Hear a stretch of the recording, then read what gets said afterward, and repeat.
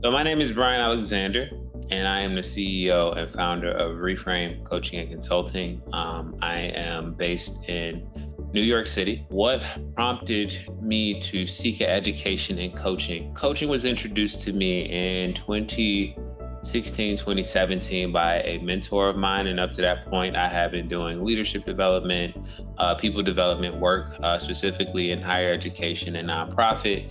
And when I met my mentor at the time, he was a leadership and executive coach. He had a background as a lawyer, but transitioned into being a coach. And when he told me that coaching isn't just about helping people be better at their jobs, but also help people just be better for themselves, I was hooked. I have a sociology background, but just an interest in how people work, how people grow, how people change.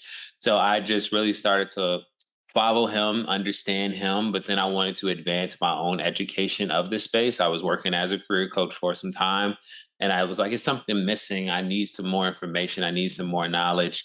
So I decided to go ahead and pursue my coaching education at the Institute for Integrative Intelligence. The concerns were around cost, but overall, like coaching is something that I believe that if you want to do it, you just have to make a commitment to advance your knowledge and tool belt in order to actually do it. Because the thing about coaching education is that it's not just about the educational piece, it's about the personal transformation that kind of comes with the education. You learn so much about yourself in going through a coach training program that you have to understand that the maintenance or the mental fitness that you have for yourself as an individual usually determines the type of coach that you're going to be or your capacity to actually coach. So I wanted to make sure that I had the necessary mental fitness, if you want to call it that, in order to be the best coach that I could be. So it wasn't it money logically money came up because it is an investment, but I was like, I want to actually take this thing seriously. I want to make sure that I have the tools and ability and capacity to be the best coach that I can be. So that's what made me decide. That's what made me decide to invest in this education.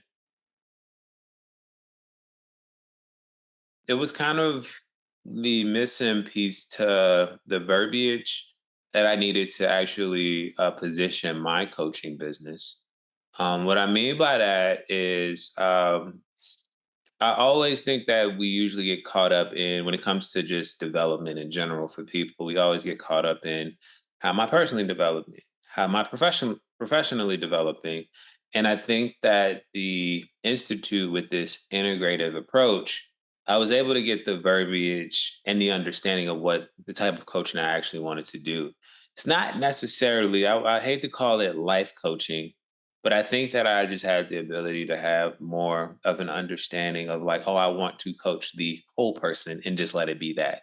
And everything that comes with that person in order to make sure that they are, again, kind of just creating choice and how they grow or seeing the choice or power that they have in the way that they grow. So I think I really was able to get the verbiage, but of course, the tools and tactics of a coach to coach somebody into integration. I would first say, like, stop playing games, number one. And what I mean by that is just make the commitment. Like, I think that with any coaching program that you go through, it will be a commitment, no matter what, financially. And usually, finance is usually the biggest barrier that we have. Remember that you have to understand your relationship with money. You have to understand your relationship with self. You have to understand your relationship with power in order to make these types of commitments, right? And just stay the course. Like just thinking about like you coaching is something that it is a skill that is cultivated over time, right? It's not that you're going to have everything together once you leave this program, but you will have a stronger foundation in understanding the direction that you want to go as a coach because there's so many things that you can coach people on. You don't have to have a niche so soon, but you might develop that niche in the program. It gives you that introspective to just kind of understand that I can take the time to figure out the type of coaching that I want to do while also figuring out how to coach in this program. And I just think that with the staff and how small the team is, you have a lot of support. And how small the cohort is, you have a space where you can just voice whatever you're feeling, whatever you're thinking. If you have pushback, I had pushback with my cohort, but we were able to figure it out all together. So I think that you just have an opportunity to make a reinvestment in yourself and just better define that relationship with self, power, but also finances.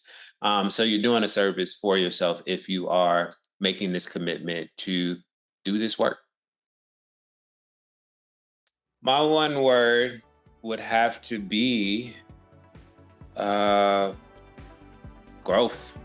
And I know that may sound a little cliche, but the thing about growth is that oftentimes I feel that as I've said and have these conversations, we think that we have limited choices in how we grow, but ultimately we have no we have choice in how we grow.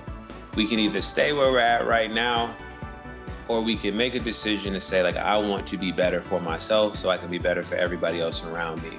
So when it comes to coaching, I feel like it's like that stepping stone or that mental gymnastics that forces you to grow. So that is why I would use the word grow.